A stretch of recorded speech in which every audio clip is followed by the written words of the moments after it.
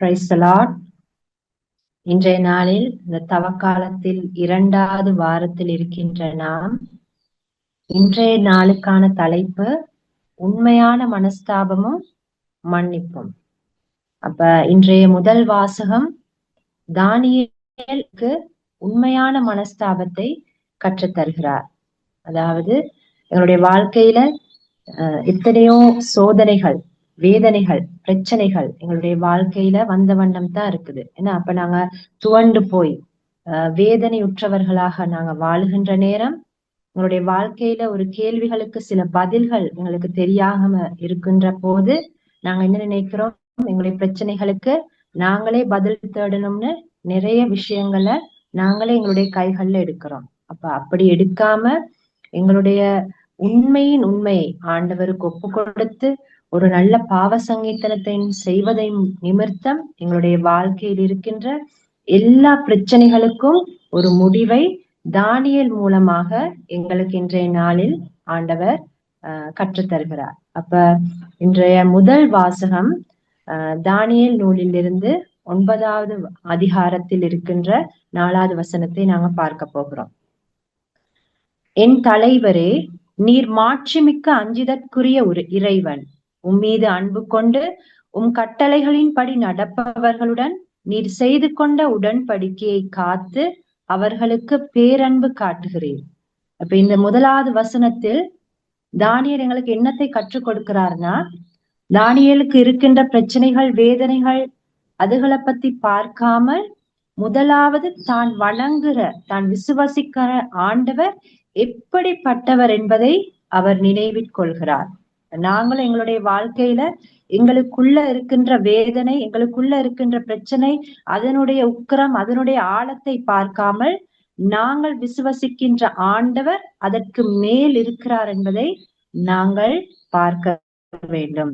அதாவது எங்களுடைய வாழ்க்கையில இப்பொழுது நாங்க என்ன முகம் கொடுத்து கொண்டிருக்கிறோமோ அந்த பிரச்சனை, அந்த நோய் நொடி, அந்த வேதனை, அந்த கசப்பான உணர்வை விட ஆண்டவர் பெரியவராக இருக்கிறார் என்பதை நாங்கள் அவரை நோக்கி எங்களுடைய கண்களை உயர்த்தக்கூடியவராக இருக்க வேண்டும். Price the Lord.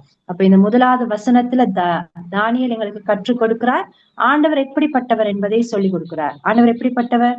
நீர் மாட்சிமிக்க அஞ்சுதற்குரிய இறைவன். ஆண்டவர் மாட்சிமை உள்ளவராக இருக்கிறார், அஞ்சுதற்குரியவராக இருக்கிறார், அனைத்திலும் பெரியவராக இருக்கிறார் என்பதை தானியேல் எங்களுக்கு கற்றுக் கொடுக்கிறார். இரண்டாவது, அவருடைய கட்டளைப்படி, அவருடைய வார்த்தைப்படி நடப்பவர்களுக்கு அவர் எப்படிப்பட்டவராக இருக்கிறாராம்? பேரன்பு காட்டுகிறவராக இருக்கிறார்.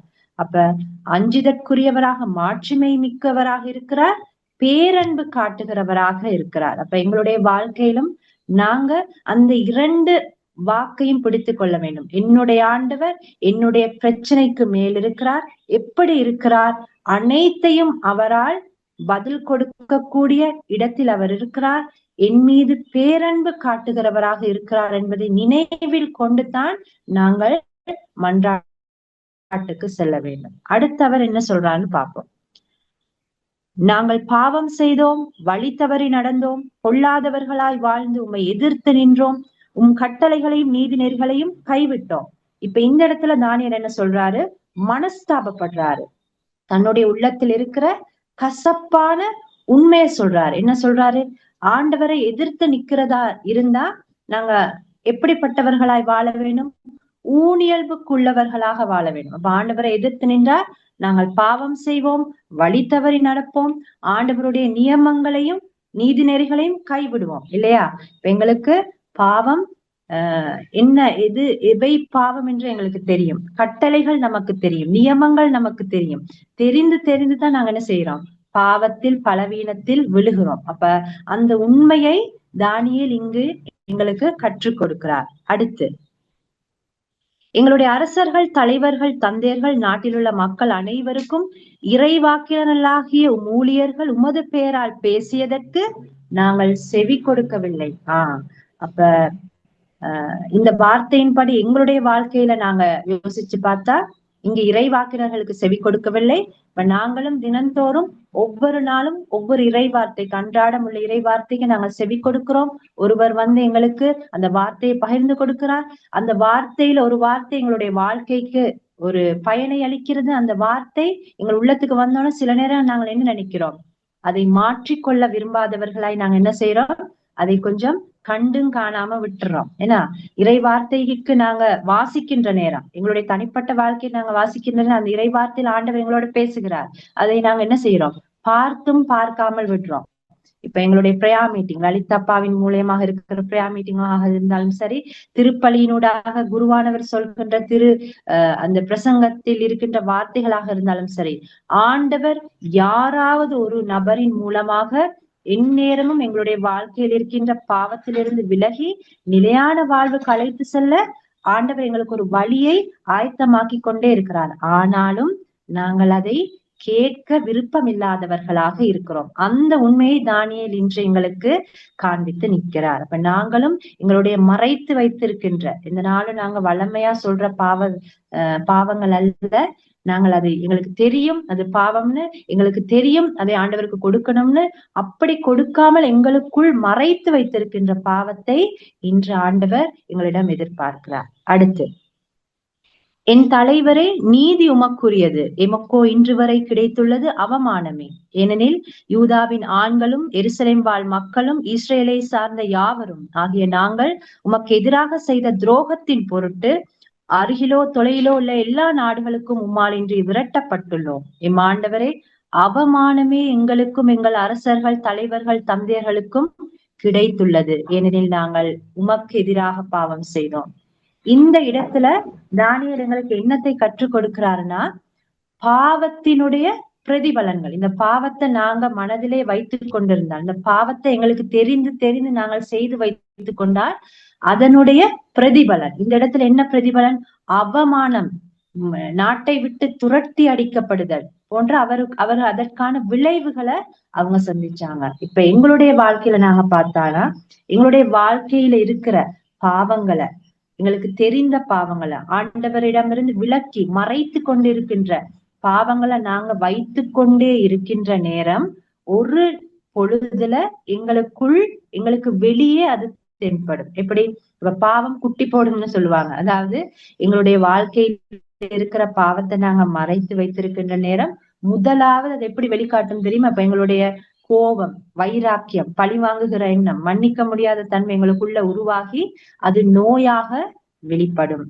அல்லது ஒரு முன் கோபத்தை உடையவர்களாக மாறுவோம். இதற்கெடுத்தாலும் தீர்ப்பிடுகிறவர்களாக மாறுவோம். இதற்கெடுத்தாலும் விவாதிக்கின்றவர்களாக மாறுவோம். எங்களுடைய குணவியல்புகளை, ஒரு மாறுபட்ட குணவியல்புகளை நாங்க காணுவோம். அது மட்டுமல்ல, அதோட முடிந்தாலும் பரவாயில்ல, எங்களை சுற்றி இருப்பவர்களுக்கு அதை பாதிப்பை ஏற்படுத்தும். என்னுடைய கணவன், பிள்ளைகள், மனைவி, எங்களுடைய தலைமுறை பிள்ளைகளுக்கு அந்த பாவம் வழிந்தோடி செல்லும். அப்ப பாவத்தினுடைய பயங்கரத்தை தானியேல் இன்று எங்களுக்கு நினைவூட்டுகிறார்.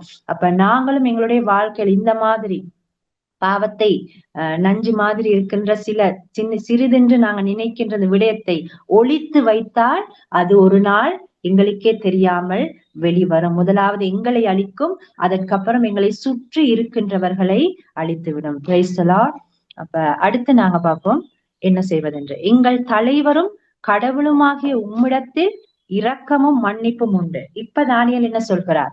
ஆண்டவர் முன்னிலையில் முதல்ல வந்தார், ஆண்டவர் யார் என்பதை விசுவாசித்தார், உண்மையான மனஸ்தாபத்தை ஆண்டவருக்கு கொடுத்தார், அதனுடைய பலாபலன்களையும் ஆண்டவருக்கு ஒப்பு கொடுத்து, அந்த பலாபலன்களையும் அதில் இருக்கின்ற பயங்கர தன்மையும் பார்த்து பயப்படவில்லை. தானியேல் என்ன செய்யறார்? மீண்டும் ஆண்டவருடைய வாக்குறுதியை அவர் பற்றி கொள்கிறார். என்னது வாக்குறுதியை நினைவிற் கொள்கிறார்? என்ன வாக்குறுதி?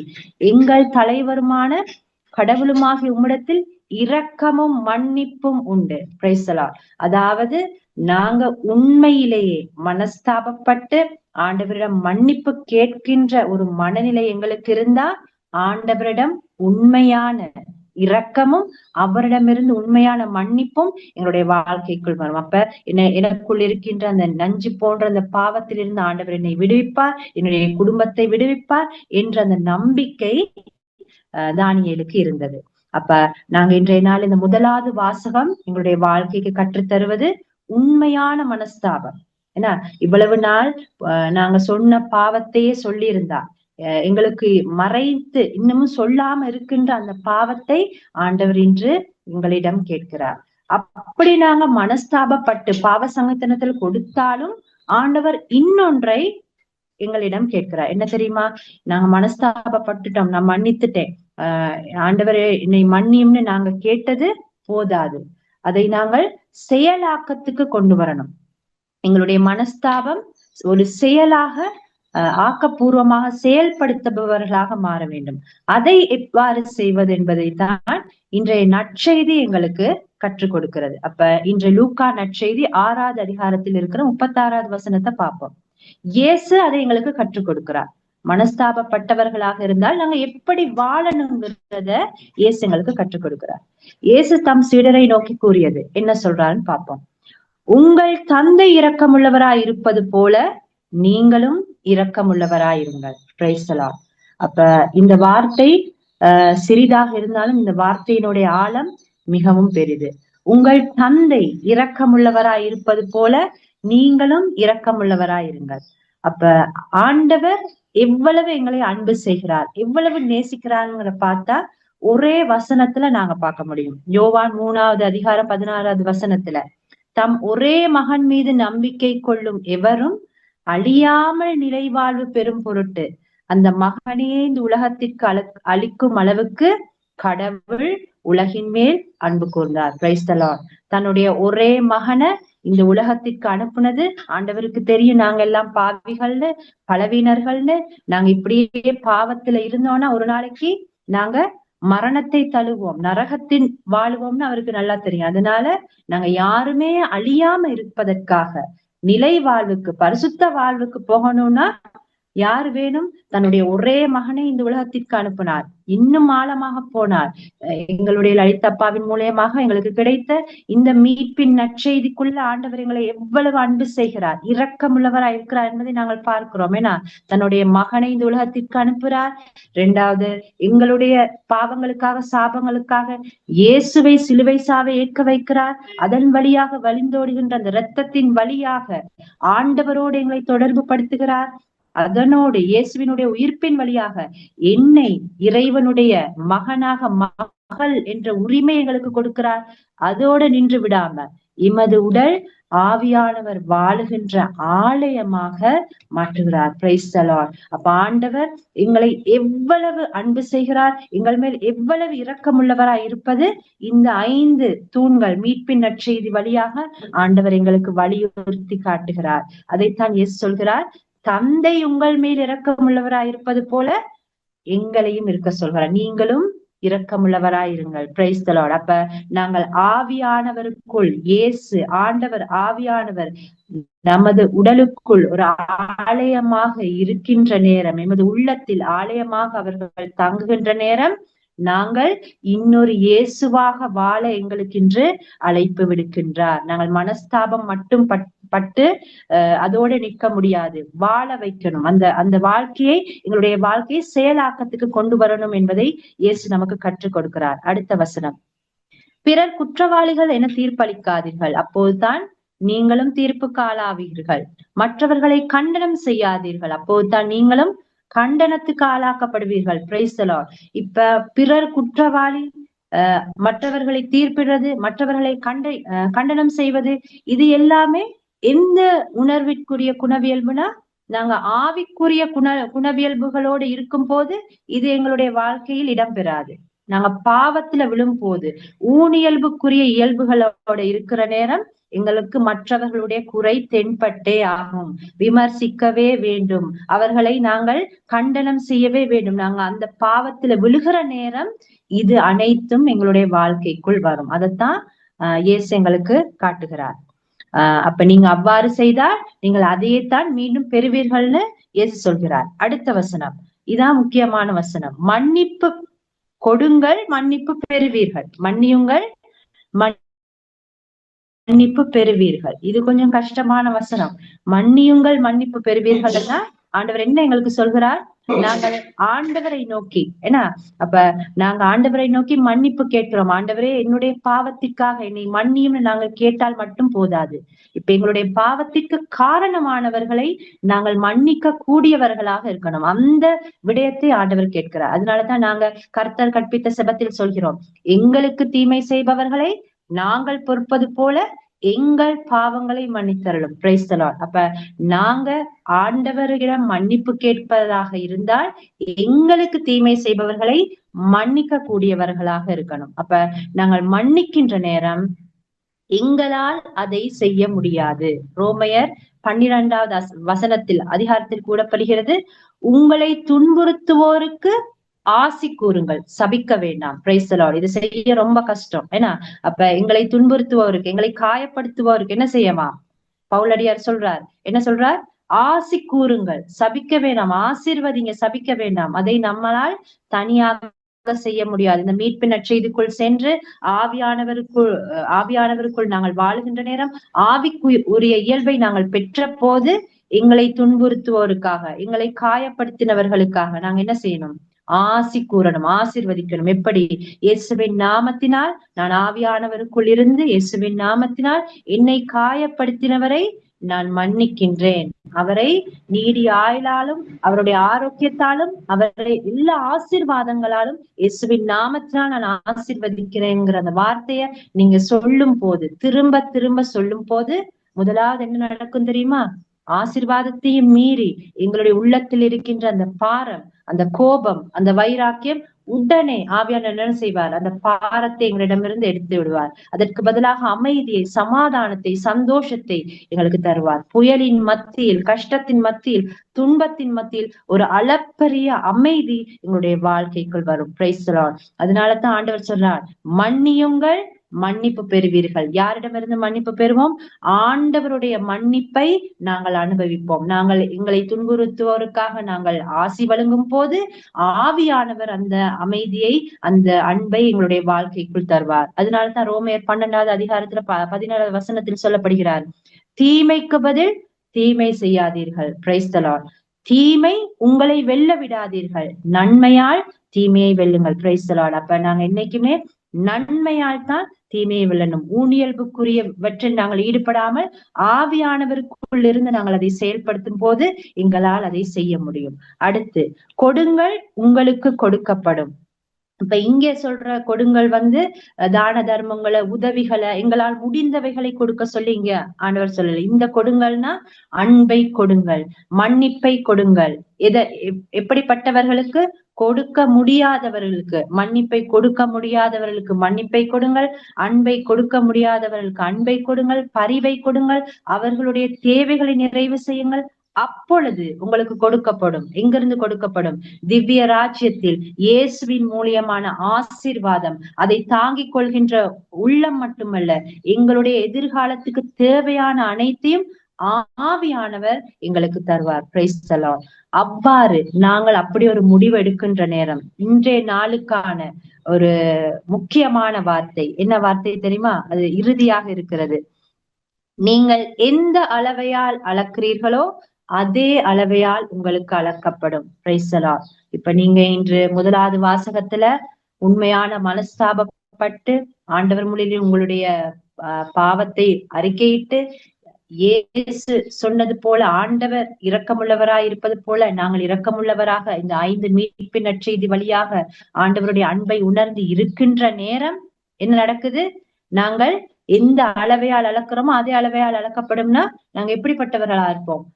ஆவிக்குரிய இயல்புகளை கொண்டிருப்போம். அப்ப இன்னைக்கு 2 முடிவு நாங்க எடுக்கணும். என்ன முடிவு? எந்த முடிவுல இருக்கிறோங்கிறத நாங்க தான் தீர்மானிக்கணும்.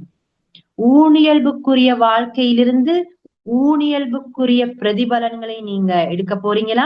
ஆவிக்குரிய வாழ்க்கையிலிருந்து ஆவியானவர் உங்களுக்கு தரப்போகின்ற ஆசீர்வாதங்களை எடுக்க போறீங்களா?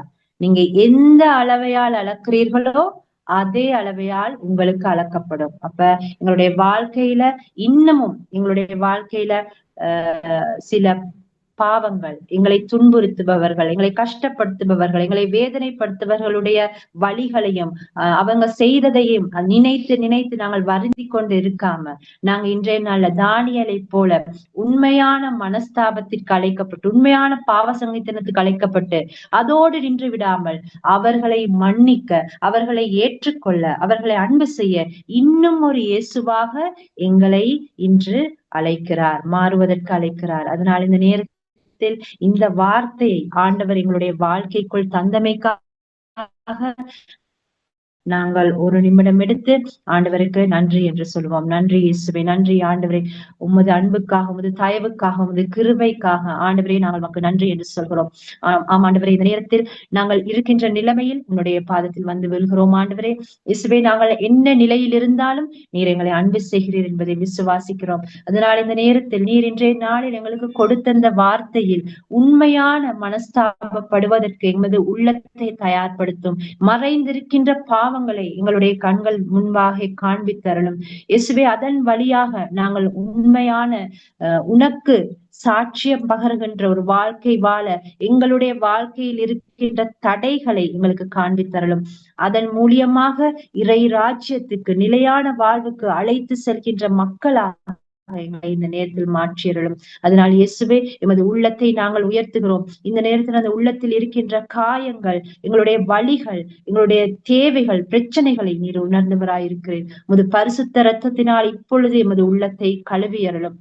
ஆண்டவரே, அந்த ஆண்டவருடைய அபிஷேகத்தினால், அந்த சிலுவையில் வழிந்தோடுகின்ற அந்த திரு ரத்தத்தின் ஆசீர்வாதத்தினால் எங்களை ஆண்டவரோடு நீர் ஒன்றாக்கி இருக்கிறீர் என்பதை நாங்கள் விசுவாசிக்கிறோம். அதனால் இப்பொழுது எங்களை முழுமையாக ஒப்புக் கொடுக்கிறோம். எங்களுடைய மனநிலை, நாங்கள் எதிர்கொண்டிருக்கின்ற அந்த பிரச்சனைகள், நாங்கள் முகம் கொடுத்து கொண்டிருக்கின்ற புயலை போன்றிருக்கின்ற அனைத்து பிரச்சனைகள், சவால்கள், துன்பங்கள், நோய் நொடிகள் ஒவ்வொன்றாக ஆண்டவரே நாங்கள் உமக்கு உயர்த்துகிறோம். நீர் அனைத்தையும் காண்கிறீர், அனைத்தையும் உணர்கிறீர். அதை நாங்கள் இப்பொழுது எமது விருப்பத்தை, எமது உள்ளத்தில் இருக்கின்ற குமுறல்களை நாங்கள் உமக்கு ஒப்பு கொடுக்கிறோம். இயேசுவே, உமது உயிர்ப்பின் வழியாக நான் இறை குடும்பத்தின் மகன், மகள்ங்கிற உரிமை நீர் கொடுத்திருக்கிறீர் என்பதை நாங்கள் விசுவாசிக்கிறோம். அதனால் இந்த நேரத்தில் எமது உள்ளத்தில் இருக்கின்ற அனைத்திற்குமான பதில் திவ்ய ராஜ்யத்திலிருந்து எங்களுக்கு வருகின்றது என்பதை நாங்கள் விசுவாசிக்கிறோம்.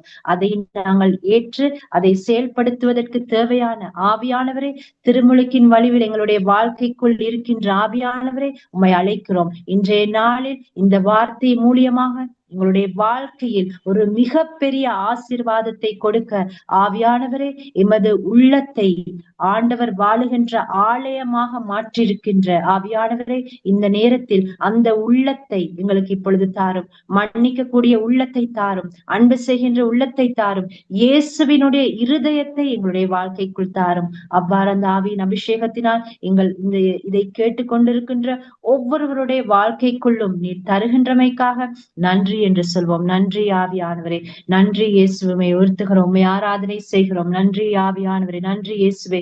உமது அன்பினால், உமது சமாதானத்தினால், உமது சந்தோஷத்தினால் ஒவ்வொருவர் உள்ளங்களையும் நீர் இப்பொழுது தொடுகின்றமைக்காக நன்றி ஆண்டவரே. நன்றி இயேசுவை, உம்மை வாழ்த்துகிறோம், உம்மை ஆராதனை செய்கிறோம். உமக்கு நன்றி செலுத்துகிறோம் ஆண்டவரே. நன்றி இயேசுவே, நன்றி ஆண்டவரே. Praise the Lord, praise the Lord, praise the Lord.